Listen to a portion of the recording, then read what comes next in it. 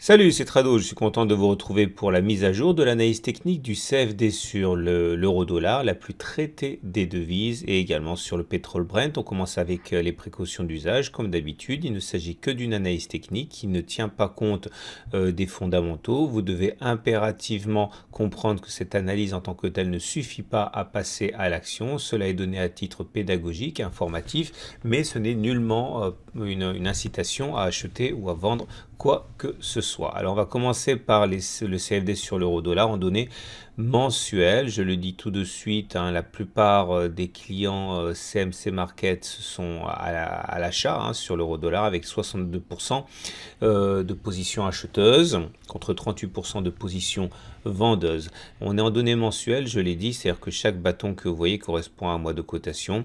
On comprend très bien sur cette vue très longue pourquoi on souffre depuis quelques mois, tout simplement parce qu'on est venu se heurter à la résistance descendante noire et également à cette zone de résistance en rouge, selon la règle bien classique, bien connue, qui est qu'un support cassé devient résistance. Et donc voilà l'origine de la souffrance actuelle pour l'euro-dollar.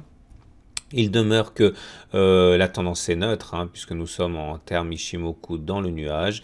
Ceux qui voudraient spéculer à la baisse sur l'euro-dollar, sur ces données mensuelles, doivent savoir qu'ils ne seront sans doute pas seuls à le faire à partir du bas de la zone rouge, vers 1,20 dollars pour 1 euro. Et en données hebdomadaires maintenant, donc chaque bougie correspond à une semaine de cotation, vous pouvez voir que la tendance est neutre en données hebdomadaires, on le voit bien, puisque nous sommes à l'intérieur du nuage et que ce nuage évolue globalement à plat depuis qu'il a twisté.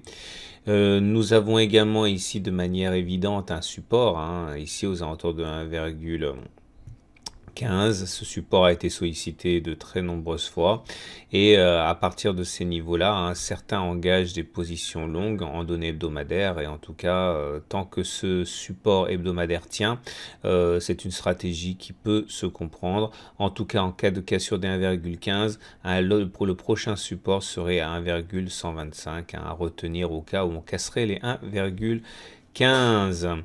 Regardez en données journalières à présent. La tendance elle est neutre à baissière, globalement le nuage est descendant et on est en dessous. Les marges de variation se réduisent dramatiquement en données jour, puisqu'on est comprimé entre ces deux zones orange. On est amené à faire du ping-pong entre ces deux zones. Ceux qui achètent l'euro-dollar le font sur la base de ce support orange. Ceux qui spéculent à la baisse le font sur la résistance ici, aux alentours de 1,1727.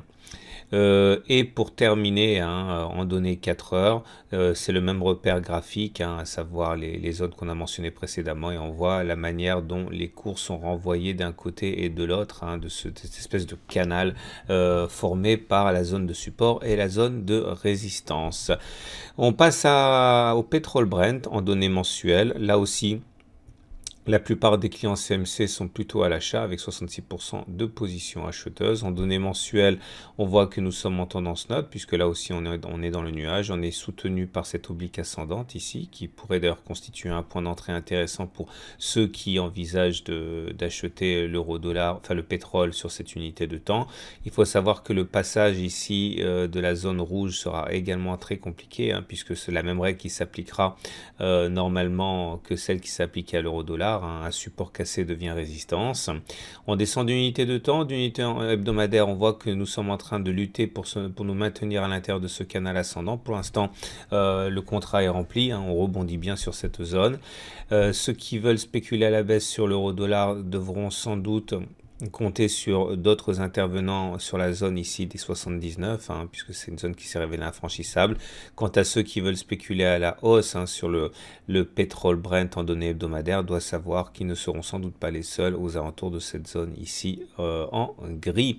La tendance par contre est en données hebdomadaires et haussière puisqu'on est clairement au-dessus du nuage. On descend encore d'unité de temps. Les données journalières montrent là aussi des marges de variation plutôt étroites, comme pour l'euro-dollar, entre d'un côté les 78-79 dollars et de l'autre ici les on va dire les 71, hein, ce sont des zones qui ont fait déjà leur preuve et qui sont mises à profit, hein, par les acheteurs et par les vendeurs, donc oscillation entre ces deux zones. Et puis on termine avec les données 4 heures qui elles aussi sont assez limpides, hein, en dessous de 74,5, enfin aux alentours de 74,5 c'est vendu et aux alentours de 73,5 c'est acheté. Et puis tant qu'on n'aura pas passé l'une ou l'autre de ces zones, eh bien on sera amené sans doute à faire des oscillations. Voilà, je vous souhaite une très bonne semaine et je vous dis à la semaine prochaine pour la mise à jour.